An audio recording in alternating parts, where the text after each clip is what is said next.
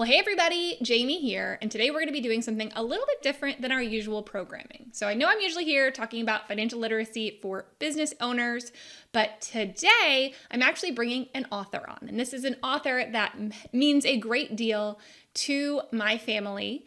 And so I wanted to put him in front of the world and have you guys get to see his book and hear a little bit about his story. So his name is Joe Reina. I'm going to bring him up here in just a minute. And he wrote this amazing book called The Goat Sleeps in the Kitchen. And it's a memoir of his family, but it's really so much more than that. And so I just finished reading it. And I'll tell you a little bit background-wise. Joe Reina, Joe, you have been somebody that my father has talked to me about forever. And he has so much respect for you. You've always been a mentor to him. And so he has talked about this book coming out for a long time. So I knew that when it came out, I would have to read it. And I really, really enjoyed it. And one of the things that I enjoyed the most and why I think it's relevant to have this conversation on this channel is so much of this book is about entrepreneurship, and specifically a woman in entrepreneurship long before her time.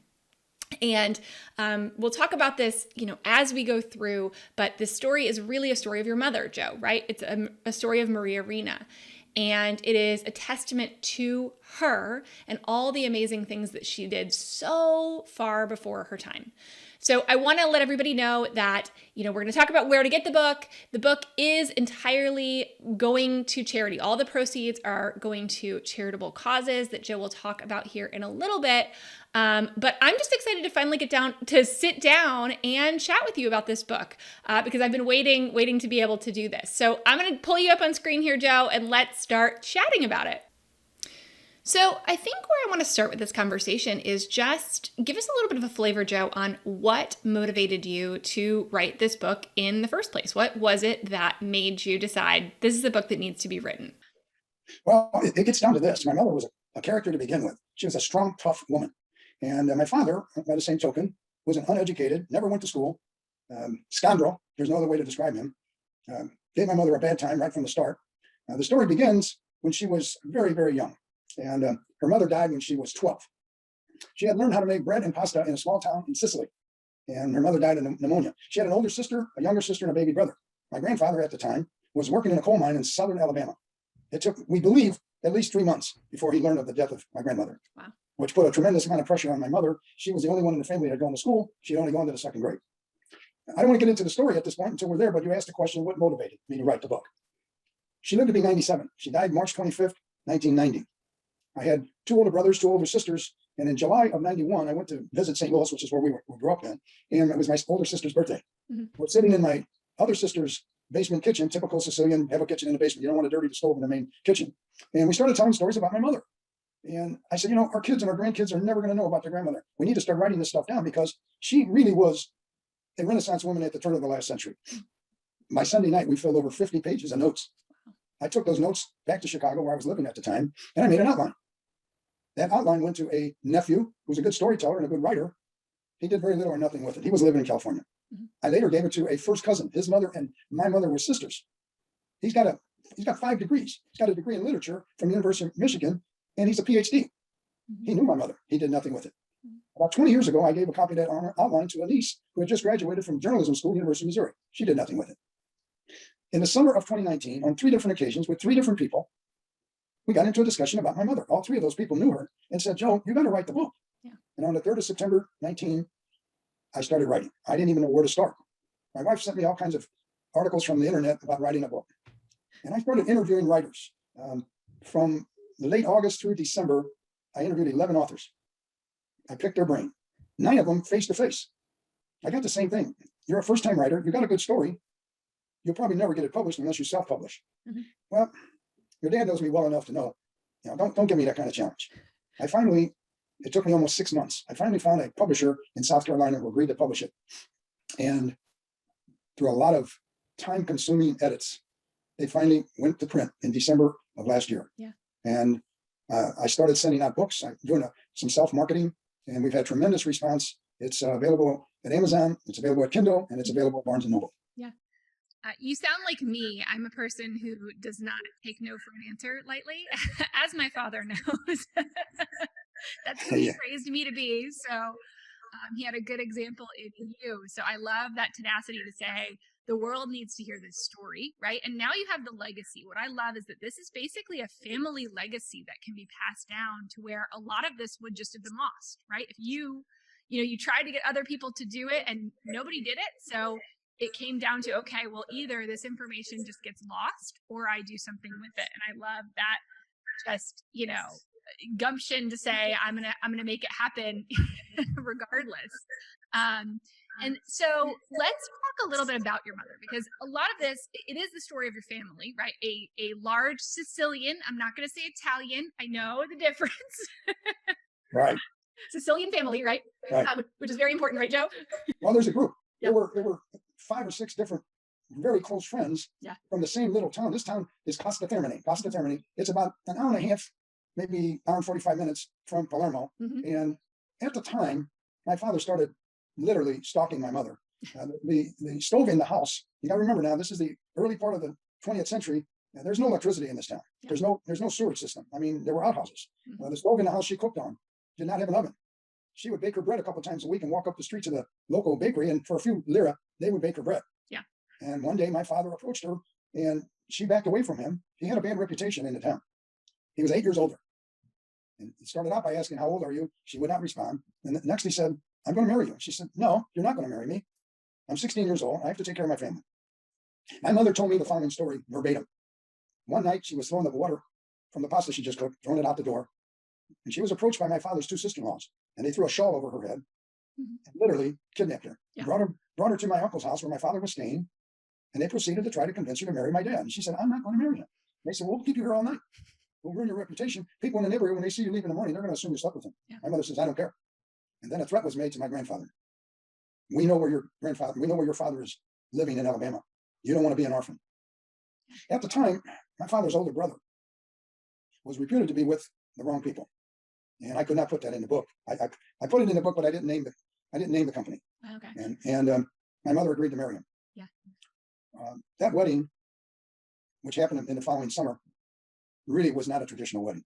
My mother sat at a table with a group of her friends. Most of those friends are in this book. And she refused to dance with him. She told him, I don't know how to dance.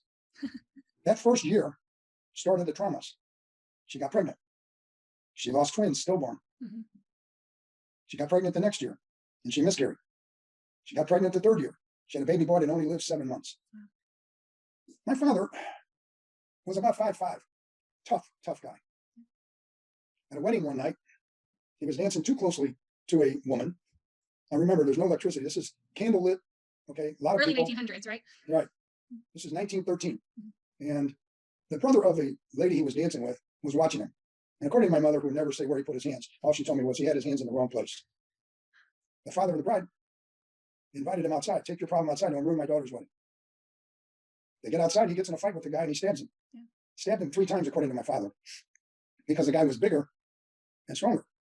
Now, they're in a town of less than 5,000 people, no hospital, no doctor. My father's older brother, the next morning, by horse and wagon, got into Agrigento, which was a port city, and ultimately, with different papers, different name, got him as a stowaway on a boat. Mm-hmm. Somehow, he ended up in New York and ended up in a small coal mining town in southern Illinois. That town was owned by the coal mining company. Mm-hmm. There were no stores. There were no schools. There was no doctor. There was no hospital. There was no electricity. Water had to be fetched from a well in the center of town. Yeah. And he ended up in a boarding house. The kitchen for that boarding house was outside. The husband and wife who were running the boarding house, there were only 3 rooms, 2 bedrooms, 2 tiny bedrooms.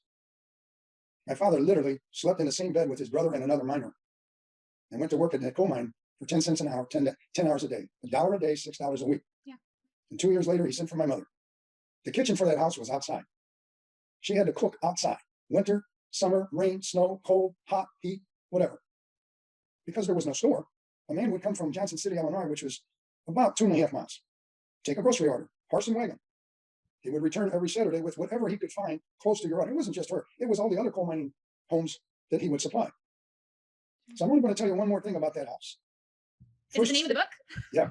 That's right. Yeah. Hold that book up again. Hold it up again. That's the book. As you can see on the cover is a goat. And my mother approached that guy the first time, bring me a female goat for milk. With that milk, she could bake, she could make cheese. And thus started her journey of trying to survive under some of the worst conditions. And so I named the book because in the wintertime, for the ensuing 20 years, and several goats had to sleep in the kitchen. Yeah. That's the background of this story.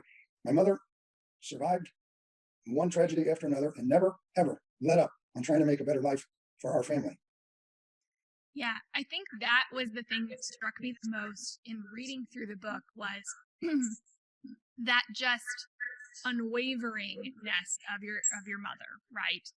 Maria was her name, Maria Reina, and she just continued to persevere. And you read about what she had to go to, being a new immigrant, right, into the United States and starting in these coal mining towns, then eventually ending up on the Hill, where I have been. My family, my husband's family lives in St. Louis. So I've been to the Hill, and now next time I go, I told them I want to go find the place where she had her store. She had a couple of stores. But I loved just reading about wherever she was put, right? Even in the worst of circumstances, how she could figure out a way to make money for the family, right?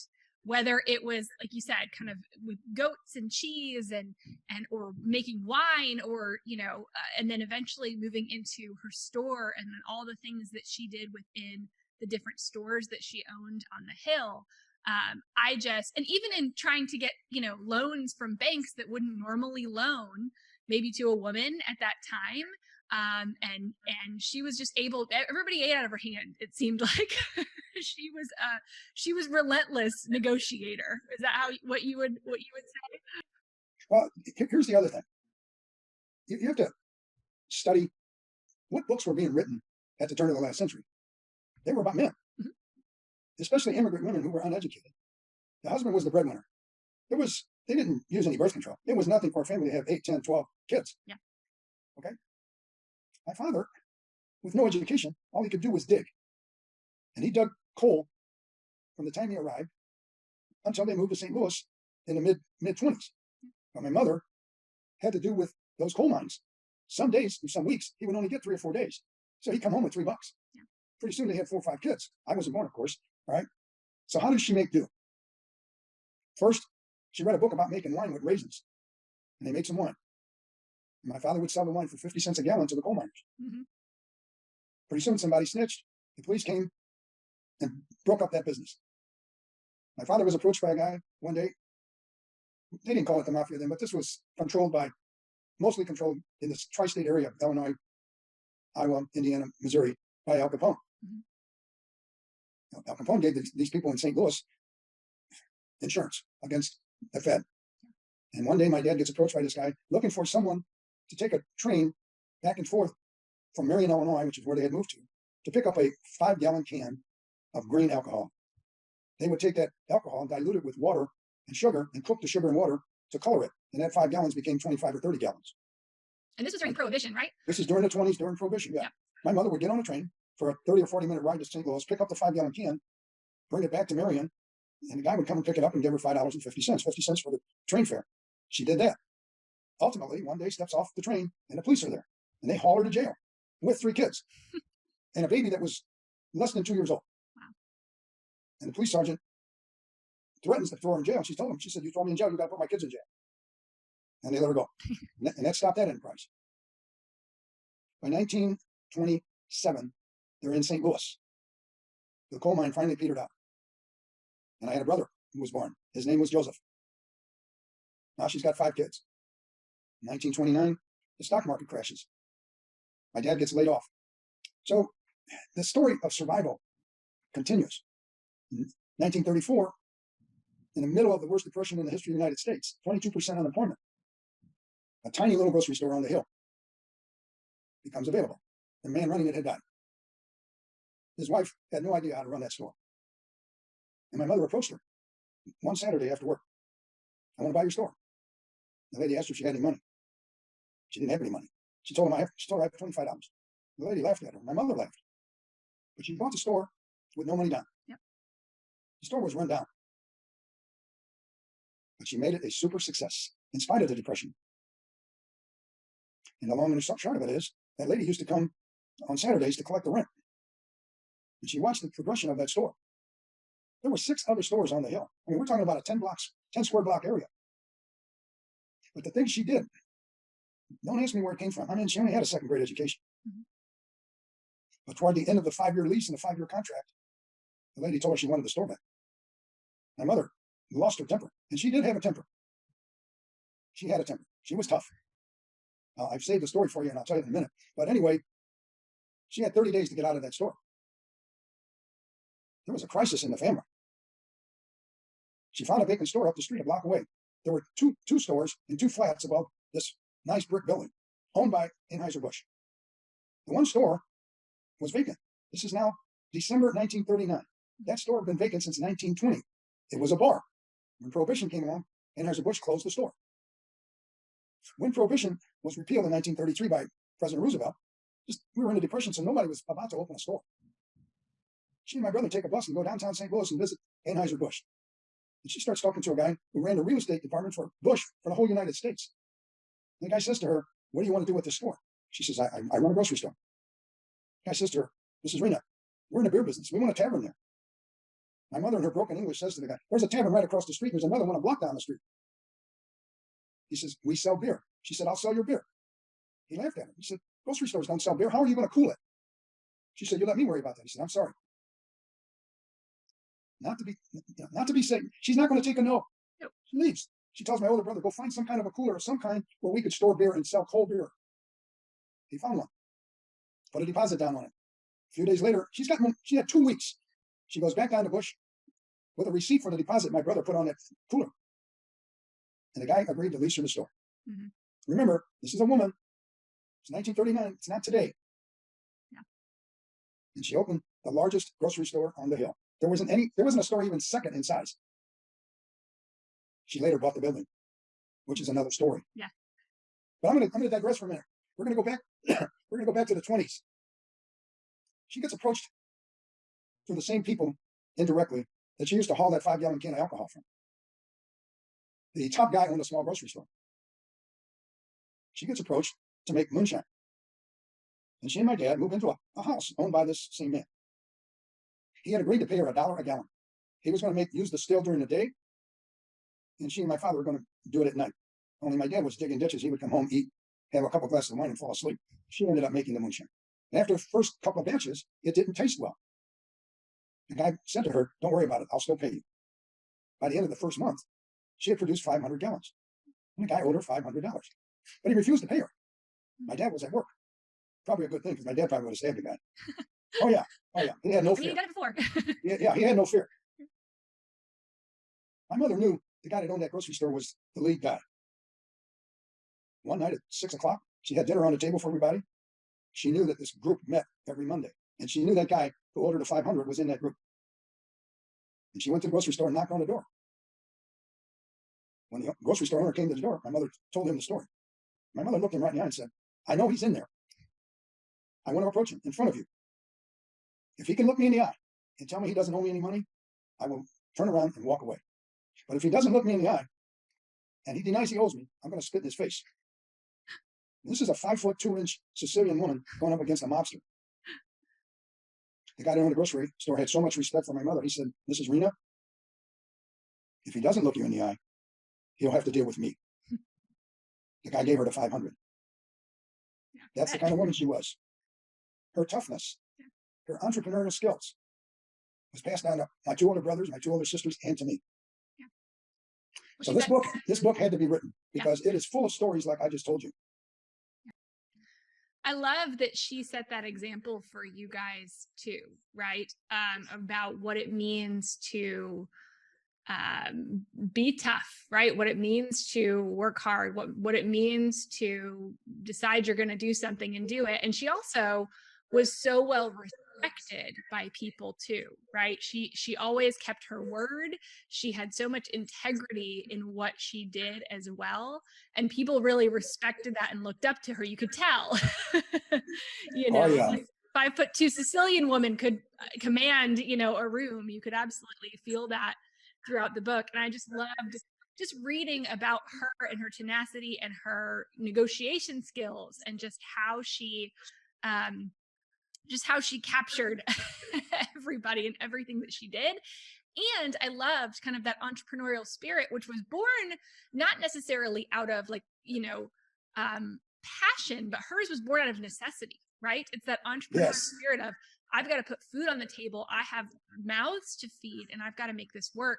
And she would always get creative about finding ways to make it work and do things other people were not doing, right? Like finding a way to serve beer from her grocery store, and doing different things to try to get creative and bring in money and rethink about how to take care of her family in the best way possible. And I just loved that. And I loved the reverence that her kids clearly have for her, and what she taught you guys through those lessons, right? Because she worked hard, she probably worked a lot and worked hard, but at the same time, you guys saw that and you saw, all the good that came from that, for her and for your entire family. So that was really what struck me throughout, was just, I was like, I could see myself just cheering for her, walking into the bank, and just laying it out there and making her demands. And then she walks out with exactly what she wanted. And I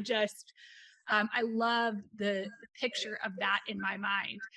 So I want to then kind of on that point, just to kind of finish up, how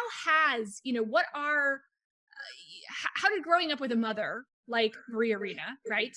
How did that affect you and the person that you are, and some of the philosophies? I know she has a lot of different like philosophies that she teaches, and phrases and things like that she would use in the book. How has that impacted you today, and what do you still use, of her wisdom? There are so many things that it's hard to describe in a few sentences. Yeah. First, her work ethic. Her work ethic. Yeah. She had to go to the dentist one Friday after the store closed. And the dentist looked at her teeth and said, "Mrs. Reina," I mean, she's probably maybe 51 or 52, and told her, "All of your teeth have to come out." Mm-hmm. She said, "Then let's start right now." So he took a third of her teeth out that night. The next morning at 6 o'clock, she was in that grocery store with a towel wrapped around her head. And within a week, on 2 different occasions, he took all her teeth. She never missed a day work. Her integrity. She drilled in our heads. You owe anybody money? Do you promise to pay them on a certain day? Even if you have to go borrow the money from somebody else, go pay that bill. Her honesty. She was the most honest person I ever met in my life. So yeah, the things she handed to us are, my 2 brothers and sisters that passed away, but we were her personality and everything about her handed down to us.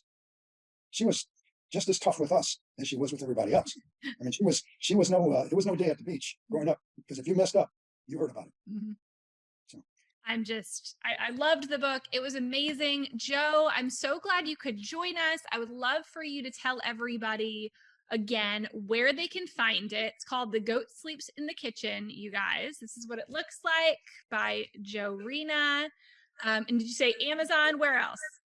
Amazon, Kindle, Barnes and Noble, and Jamie, for the record, 100% of the proceeds is going to St. Jude and a great not-for-profit organization in Phoenix called SARC, SARRC. Yeah. They work with autistic people.